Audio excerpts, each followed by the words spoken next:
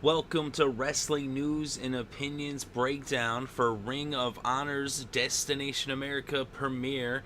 And this happened on June 3rd, 2015. So Ring of Honor is on Destination America in the first match of the evening. Kushida versus Will Ferrara. And Will Ferrara actually was on WWE's Raw just a couple weeks ago, less than 2 weeks ago, actually, about 10 days ago. He was the cameraman that Seth Rollins pushed into Dean Ambrose. And here he is fighting Kushida on Ring of Honor. And Kushida is one of the best wrestlers in the entire world. He faced Ricochet in the finals of the Best of the Super Juniors 21 tournament, in which he came in second place. And then right now, they're actually having the Best of the Super Juniors 22, and he's got the most points at this point. He has 12 points right now. He's the winner of Block B. And actually, the finals for that will be happening, I believe, June 7th. And I do believe he's actually going to win that. So, potentially, anyway, we'll see what happens with that. But right here, one of the best wrestlers in the world, Kushida versus Will Ferrara. And Will Ferrara, he was holding his own. He's a pretty good wrestler himself. This is a pretty awesome match. I'll tell you, this is the Wednesday Night Wars. Ring of Honor is competition. They have an extremely good product. It is amazing. Wrestling is awesome. If you love wrestling, you will love Ring of Honor. And I'll tell you what, TNA should be watching Ring of Honor and see what they're doing right and what they need to do. I'll talk more about that later, but let's talk more about this. Kushida and Will Ferrara. Ferrara did an amazing move, jumping through the ropes, doing a DDT to Kushida on the outside. That was a pretty awesome spot right there. You know, they were mixing it up back and forth pretty good. It was an awesome match. But in the end, Kushida wins with the hoverboard lock. That's his variation of the Kimura lock. So Kushida with the win with the hoverboard lock. And it was a very good match. I definitely enjoyed it. And right away, Ring of Honor got me hooked in. I'll tell you what. And even they were even talking about in the match next week, the Bullet Club. I can't wait to see that. I'm already excited to see next week. Already within the first 10 minutes of the show. And even right away, I was hooked in. I was like, oh, wow, Kushida, this is awesome. I already knew this was going to be, how Ring of Honor was, gets down with, New Japan wrestlers coming over. And they have some awesome talent. They've had awesome talent wrestle there throughout the years and still to this day. So I thought this was pretty awesome. I definitely enjoyed it. If you didn't see it, I would definitely recommend checking it out. I'm not sure when they do it in the replay. They did replay it after TNA, at 11 o'clock. They had originally aired it at 8 o'clock. That's when it first airs on Wednesdays, 8 o'clock. This is the new time slot. The new night for wrestling. You got NXT on the WWE Network, and now Ring of Honor on Destination America, followed by TNA. Like I said, starting off with Kushida versus Will Ferrara, an awesome match. I mean, they're on the small side, but they're very talented guys. They're doing a lot of cool stuff in the ring, and it was definitely fun to watch for sure. And it was something that I enjoyed watching, and like I said, I'm already excited to watch next week.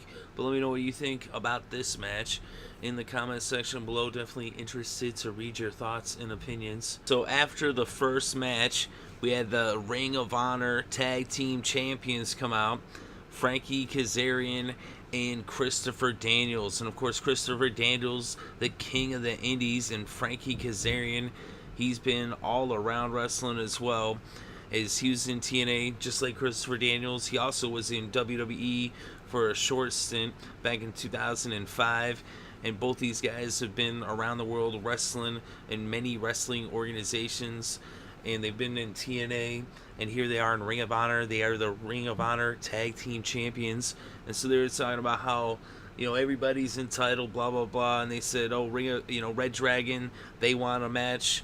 And Red Dragon, they're 3 times Ring of Honor Tag Team Champions, and that's Kyle O'Reilly and Bobby Fish. So you said if Kyle O'Reilly and Bobby Fish, Red Dragon, if they want a tag team shot, if they want a shot at the tag team titles, they got it next week, but only next week. So next week, it's going to be Frankie Kazarian and Christopher Daniels versus Kyle O'Reilly and Bobby Fish for the ROH Tag Team Championships. So that's pretty cool. I'm definitely looking forward to that. I was already looking forward to next week, just even based off of the first few minutes of the show, watching the first match. And then right here, they're already setting up for next week. And throughout the show, that's, they were going to be building also to a pay-per-view they're having. But right here, they're already setting up for next week, tag team title match. That's going to be pretty cool. Can't wait to check that out. Red Dragon versus Frankie Kazarian and Christopher Daniels. But let me know what you think in the comments section below. Are you looking forward to seeing that match? And who do you want to win? I'm actually kind of hope Kazarian and Daniels keep the belts. But, Red Dragon, they have been the tag team champs already 3 times. Will there be a 4th reign for Red Dragon? We'll find out next week. Let me know what you think in the comments section below. Definitely interested to read your thoughts and opinions. So the second match of the evening, we had Silas Young, the last real man, versus Takaki Watanabe. And these two were a tag team back at Global Wars. And that was in May 15th. And then the first night, they tagged together. They lost against Gato and Mouse. And then Silas Young turned against Watanabe. And so that set up a match that they would end up having the next night. And Silas Young ended up beating him on night 2. And now they were having a rematch here on Destination America. Ring of Honor, their premiere episode on Destination America. And so Silas Young versus Takaki Watanabe. And Silas Young, of course, he's got plenty of wrestling experience, and he's been around for quite a while doing his thing. He's been doing it for about 8 years or so. He even was in the World Wrestling Entertainment. So he was back in 2007 and in 2010. He was on SmackDown, and he also was on Heat. So he's also been on Superstars. So he's been in the WWE. He's been in Ring of Honor. And here he is, the last real man. And Takaki Watanabe, he's been wrestling over in New Japan for about the same time, about 2007. Well, actually, 2009. 2010 is actually when he ended up entering the New Japan dojo back in 2010, early 2010. But right here, they said they're having a rematch. It was a pretty good match. Watanabe, he's a suplex machine. He's doing some suplexes, and they were mixing it up in the ring. Then Silas Young ended up coming off of the ropes with a clothesline. Then the action ended up getting to the outside. Watanabe ended up throwing him into the barricade. He actually placed him in a seat, and then he suplexed him, and it was crazy. Like, the suplex that Watanabe did to Silas Young, I was like, oh my god, it was insane outside the ring. I'll tell you, the crowd was hot for this match for sure. They were going pretty crazy. It was an awesome match. And so then they ended up getting back in the ring. And Watanabe, he looked like he was going to take this thing. But then Silas Young, he ends up getting the TKO. And it was 1, 2, 3. Silas Young wins. So Silas Young gets the victory. And that TKO, what it is, it's a fireman's carry into like an RKO, or like a diamond cutter. It's pretty nasty. And with this one, he did like an airplane spin as he first picked him up in that fireman's carry, spun him around. He doesn't always spin around like that, but he was spinning around right here, and then boom, he dropped that TKO. They said once you hit that TKO, it's all over. And so Watanabe was looking good in this match, but Silas Young gets the victory.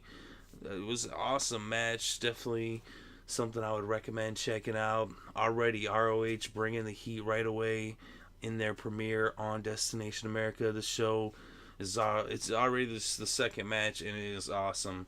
I'd give it 2 thumbs up already, and there's still more to come. So I thought this was pretty awesome, and these guys are both really talented wrestlers. And I mean, this is something, like I said, even when Watanabe suplexed Silas Young, that moment right there, I had to rewind it. Like, I was like, oh my god, that was insane. It's a really good, match, and I would definitely recommend checking it out if you are a professional wrestling fan. So let me know what you thought about this match if you checked it out. Or if you haven't checked it out, go check it out and then come back and let me know what you thought about it.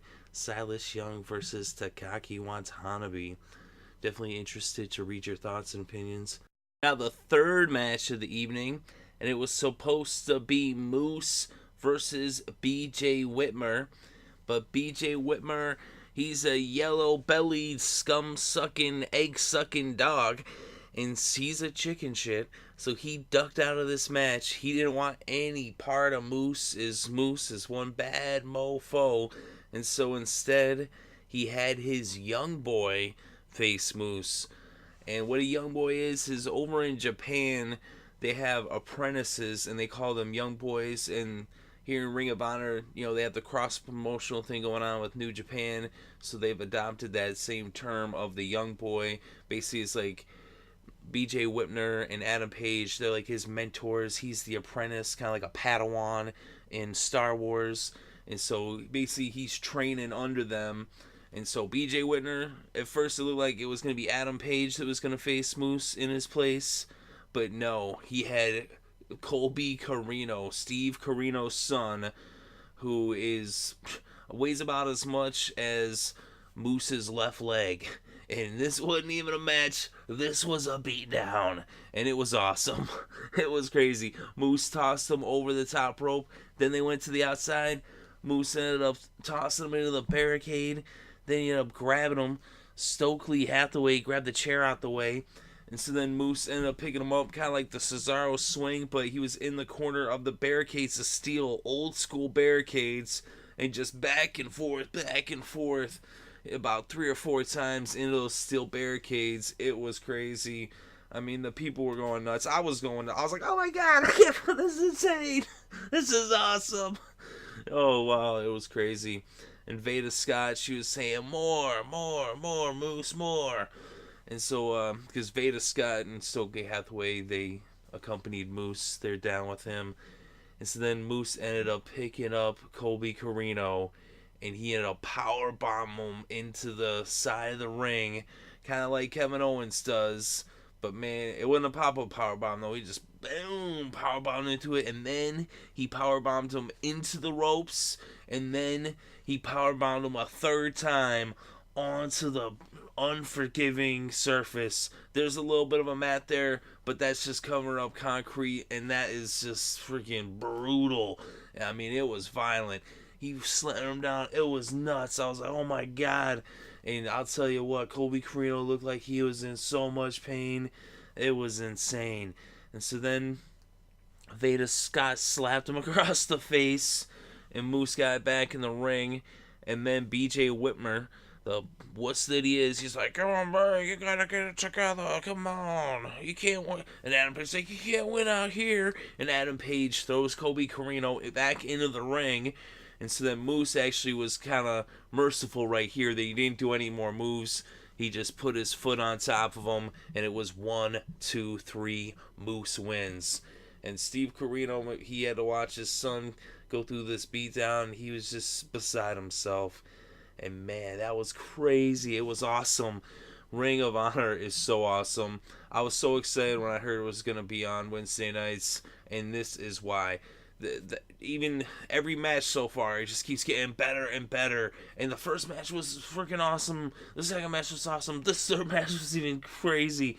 I mean, it kind of reminded me of like when the 1, 2, 3 kid first came out.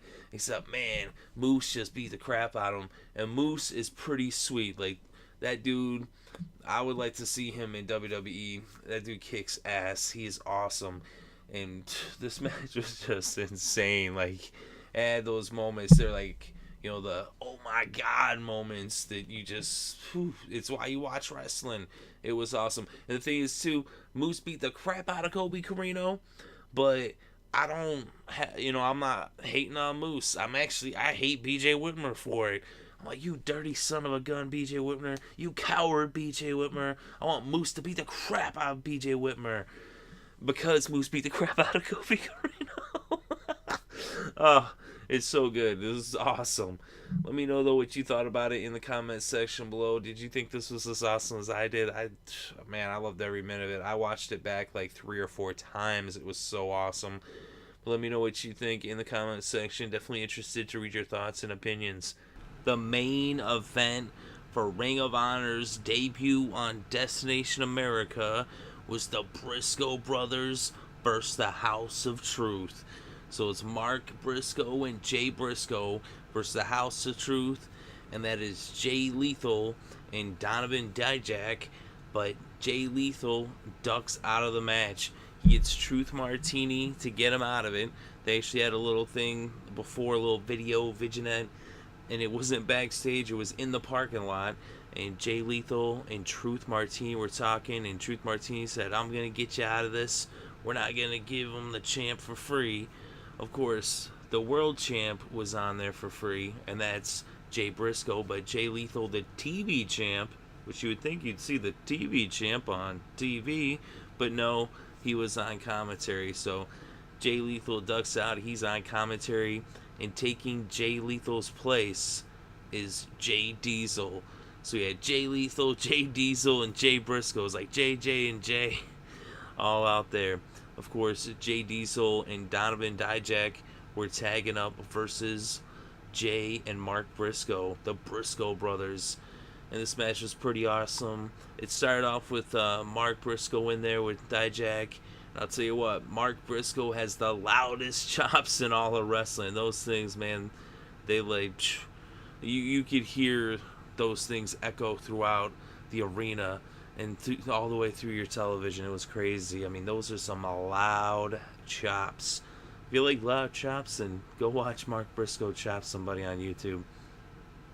So Jay Diesel ended up getting tagged in, and he started boxing around, and then it ended up where Mark ended up tagging in Jay Briscoe, and so now he was in there with Jay Diesel, and Diesel was actually looking kind of impressive for a little bit, for a second, until boxing on Jay Briscoe. But Briscoe ended up turning it around. He took control, and then he tagged Mark back in, and he did some offense. Then he tagged back in Jay, and then Lethal, he was outside, on commentary, and he was checking out Jay Briscoe's world title, and he ended up actually picking it up and lifting it up like he was posing with it to the crowd. Of course, Briscoe caught that out of the corner of his eye. He took offense to that, so he went over there to grab his title, but that moment right there, that allowed the distraction to where he ended up losing advantage in the match.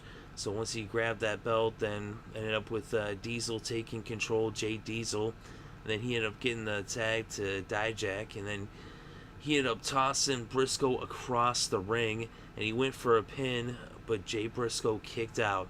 Dijak then tagged in Diesel. He did some offense, and then he tagged back in Dijak. He did some offense, then he tagged back in Diesel. They were tagging back and forth quite a bit. It was a pretty good tag team match. And then Jay Briscoe, he ended up fighting off Diesel and Dijak, and then he got the hot tag to Mark.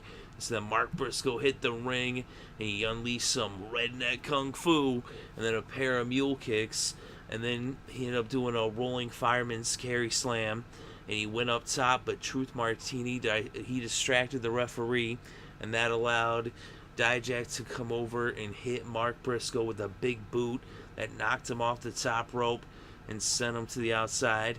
Dijak then dragged Mark into the ring, and Diesel went for the pin, but Mark Briscoe kicked out. So then they cut to commercial, and they came back. Mark was getting beat down by Dijak. He tagged in Diesel. He did a power slam, and then Mark Briscoe kicked out at 2. And then Diesel did a fall-away slam, and then he ended up tagging in Dijak. Dijak was working over Mark in the corner, but Mark Briscoe ended up fighting him off, and then Dijak tagged Diesel in, Jay Diesel, but Mark ended up fighting them both off, and they were trying to double team him, but he was able to get loose. He got the hot tag to Jay Briscoe, and it was boots to asses. As Jay Briscoe just unloaded some big boots to both men. He was just getting them back and forth with big boots. It was pretty awesome. And then he ended up tossing Dijak over his head. So then Jay Briscoe did a neck breaker to Jay Diesel. Then he sent Dijak over the top rope with a clothesline. And then he did some punches to Jay Diesel. And then Mark Briscoe hit Dijak with a single leg drop kick through the ropes. And then Jay Briscoe lifted Jay Diesel, and Mark Briscoe went up top for the Doomsday Device. And he nailed him with that clothesline. And it was 1, 2, 3. The Briscoe brothers win. How about them boys? So then after the match, though, Dijak ended up grabbing Mark Briscoe who was on the ropes. He picked him up in a fireman's carry, and then he hit him with what looked like a version of the GTS, hitting him with the knee to the face. But then Jay Briscoe came over the top rope with a cannonball. He nailed Dijak, then he brought him into the ring. It looked like he was setting him up for the Jay Driller. But Jay Lethal came in, he interfered, but then Jay Briscoe hit the Jay Driller on Jay Lethal. That's a double underhook pile driver. It was nasty. It's pretty awesome. Truth Martini, he was pissed off. He's like, oh, you can't touch the champ. And so then they went off the air. It was a pretty cool main event, a pretty cool tag team match. Definitely good to see the Briscoe brothers in there mix it up. They kick ass. They're awesome. And I can't wait to see more Ring of Honor. This was an awesome first show. I said Jay Briscoe's the man. And, Jay Lethal, he ducked out. So you're going to have to wait till the Battle of the Belts. I believe that's June 19th. And maybe we'll see what happens next week. But Jay Briscoe did get him with that Jay Driller at the end. So that was pretty cool. And like I said, it was a pretty cool match. The Briscoe brothers kick ass. I'll tell you, Dijak actually looked pretty impressive, and Jay Diesel, he's pretty ripped. He is actually pretty diesel for a short little dude. I mean, pound for pound, or inch for inch, he's got to have the most muscle of anybody. But I thought it was pretty awesome. And overall, Ring of Honor, I'll definitely give this 2 thumbs up and recommend it to anybody. I'll give it like 4 out of 5 stars. Actually, I thought this was one of the most exciting hours of wrestling all week long. And it's definitely better than TNA. So, TNA, you're going to have to step up your game. The only thing I would say is this last match, maybe give guys a name other than Jay. Does everyone have to be named Jay? You got Jay Lethal, Jay Diesel, Jay Briscoe.